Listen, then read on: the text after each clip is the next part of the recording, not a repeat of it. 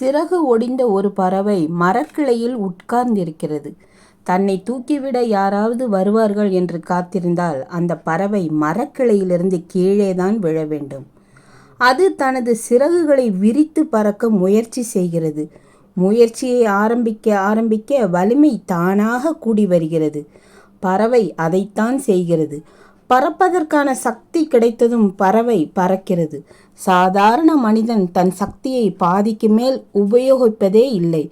தனது கனவுகளை எட்டி பிடிக்க ஒருவன் சற்றும் தளராத உறுதியுடன் ஆக்ரோஷமான உழைப்பை வெளிப்படுத்தும் போது அவனது பலம் மென்மேலும் இரட்டிப்பாகிறது.